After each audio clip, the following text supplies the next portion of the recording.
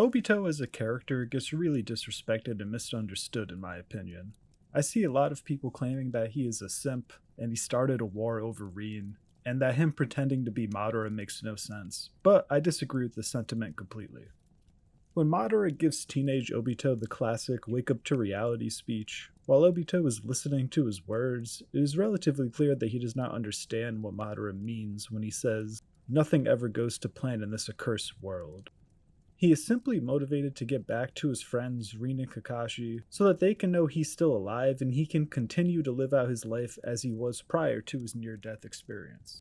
While he doesn't fully trust Madara, he accepts his help and trains with his Zetsu-fused body so that he can eventually regain his strength and get back to his friends. This all comes to a halt when he receives word that Kakashi and Rin are in trouble. As the single-minded teenager that he is at this point of the story, he launches into action without a second thought. And when he finally gets to the battlefield, he sees the unthinkable. His best friend Kakashi has just killed Rin, stabbing her through the chest right in front of him. In a fit of rage with a freshly evolved Sharingan, Obito absolutely slaughters a group of nameless shinobi and holds a dead Rin afterwards, remarking that he's in hell.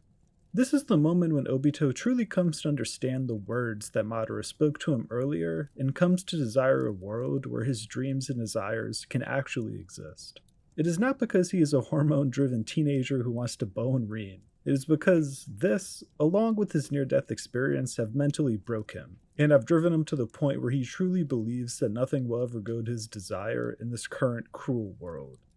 Now, as a confused rogue shinobi who has failed to protect his friends and feels like his dreams have been shattered, Obito takes comfort in and finds guidance through Project Tsukuyomi. Though the rocks in the cave physically crushed him, he is mentally crushed by his dreams being ripped away from him. And the idea of being able to achieve his dreams in a new world is what he now desires. Through his new goal, he begins to disassociate from the world that he is currently in and becomes focused on carrying out Madara's will. However, it is very important to note that he is not a blindly loyal puppet to Madara. He wanted the same end goal as Madara, but he never fully trusted him, or blindly followed his plan. If not for Kabuto, Madara might not have gotten summoned, as Obito wanted to complete Project Tsukuyomi on his own and become the Ten-Tailed Jinchuriki himself. So it stands to reason that, if Obito was not forced to, he wouldn't have summoned Madara. It is also important to note that he did not begin impersonating Madara until a very key moment. Minato vs. Obito. An extremely important fight which causes the show to play out the way it does in many respects, but what most tend to overlook is the dialogue between Minato and Obito. Prior to the fight, Obito had not claimed to be Madara to anyone, but what does his former teacher ask him? "Are you Madara Uchiha?" To which Obito responds with, I wonder about that. At this point, Obito also takes his hood off for seemingly no reason, but I think a small part of Obito wanted Minato to recognize him. He felt lost and disconnected from the world, and if anyone could have given him advice to bring him back to reality, it would have been his sensei. I believe that if Minato recognized who he was, he could have potentially talked him out of his plans, similar to what his son would go on to do over a decade later. I don't think it's out of the realm of possibility that Minato could have done it, but instead he, as a Hokage should, charges at him and deals with the threat in front of him, saving the village in the process. This interaction fully hardens Obito's resolve to go forward with his plans, as not even his own teacher could recognize the man he had become, so why would he have any desire to live in this current world that has brought him only pain and despair? This seemingly gets confirmed when Obito becomes the Ten-Tailed Jinchuriki and he tells Minato that he's always too late when it matters most, and that he didn't even recognize him, which sends Minato in a mental daze as he begins to think of how things could have played out differently if he had recognized Obito, or if he was there to save Rin. This dynamic is so compelling to me because it makes Obito a flawed but understandable character, as his actions against Kushina and the village are the reason why Minato doesn't particularly care who he is, and why he resolves himself to defeat whoever is under the mask. But from Obito's perspective, one of his last ties to the ninja world has just been severed, as his sensei no longer acknowledges him as the person he used to be, only for his actions against the Leaf. This is why Obito proclaims himself as no one, and is so comfortable impersonating others or creating fake personas, as in his mind, in this accursed world, It does not matter who a person is, only their actions. So he impersonates Madara and pretends to be Toby when it benefits him to do so. This flaw in Obito's mindset gets a chink in its armor during the war arc as he starts to see himself in Naruto, which is challenging for Obito as he believes that he's been able to abandon who he was, and seeing Naruto push Kakashi out of the way of danger, like he did as a kid, makes him start to reminisce and realize that he may have not fully forsaken who he once was.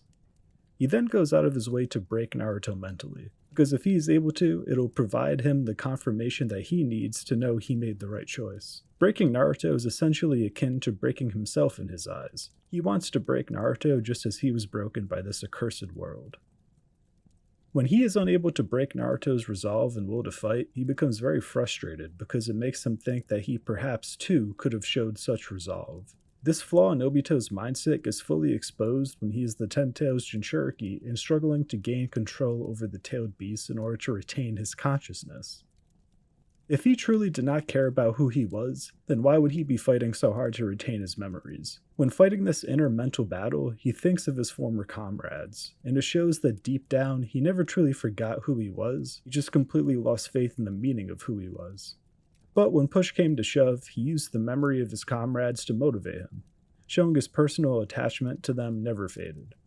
Obito was so focused on the fact that the infinite Tsukiyomi could change where he was, that he didn't stop to think about whether it would change who he was and what he had done to achieve it. Could he have truly been happy in the infinite Tsukiyomi, knowing what he had to do to achieve it? I believe we get definitive confirmation that the answer to this question is a resounding no. We get this confirmation after Obito has the Ten Tails removed from his body, as he feels remorse for what he's done. So Obito resolves himself to sacrifice his life to revive those he's killed, just like Nagato did. This plan gets thwarted by Black Zetsu, but the sentiment that Obito feels is enough to confirm that he indeed feels remorse and has come to the realization that he was wrong to abandon who he was.